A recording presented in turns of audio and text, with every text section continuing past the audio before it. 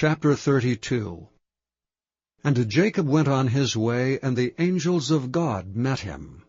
And when Jacob saw them, he said, This is God's host. And he called the name of that place Mahanaim. And Jacob sent messengers before him to Esau his brother, unto the land of Seir, the country of Edom. And he commanded them, saying, Thus shall ye speak unto my lord Esau, Thy servant Jacob saith thus, I have sojourned with Laban, and stayed there until now, and I have oxen and asses, flocks and men servants, and women servants, and I have sent to tell my lord, that I may find grace in thy sight. And the messengers returned to Jacob, saying, We came to thy brother Esau, and also he cometh to meet thee, and 400 men with him. Then Jacob was greatly afraid and distressed, and he divided the people that was with him, and the flocks and herds and the camels, into 2 bands, and said, If Esau come to the one company and smite it, then the other company which is left shall escape.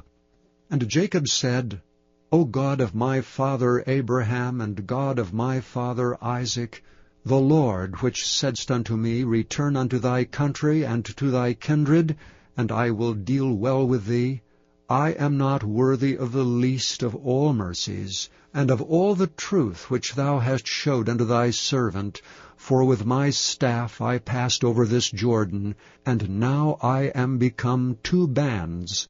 Deliver me, I pray thee, from the hand of my brother, from the hand of Esau, for I fear him, lest he will come and smite me, and the mother with the children.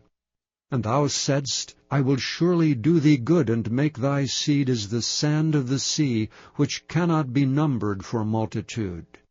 And he lodged there that same night, and took of that which came to his hand a present for Esau his brother, 200 she-goats and 20 he-goats, 200 ewes and 20 rams, 30 milk camels with their colts, 40 kine and 10 bulls, 20 she-asses and 10 foals. And he delivered them into the hand of his servants, every drove by themselves, and said unto his servants, Pass over before me, and put a space betwixt drove and drove. And he commanded the foremost, saying, When Esau my brother meeteth thee, and asketh thee, saying, Whose art thou? And whither goest thou? And whose are these before thee? Then thou shalt say, They be thy servant Jacob's. It is a present sent unto my lord Esau, and behold, also he is behind us. And so commanded he the second and the third, and all that follow the droves, saying, On this manner shall ye speak unto Esau when ye find him. And say ye moreover, Behold, thy servant Jacob is behind us. For he said, I will appease him with the present that goeth before me, and afterward I will see his face, peradventure he will accept of me. So went the present over before him, and himself lodged that night in the company. And he rose up that night, and took his 2 wives, and his 2 women servants, and his 11 sons, and passed over the ford Jabbok. And he took them, and sent them over the brook, and sent over that he had. And Jacob was left alone, and there wrestled a man with him until the breaking of the day. And when he saw that he prevailed not against him, he touched the hollow of his thigh, and the hollow of Jacob's thigh was out of joint as he wrestled with him.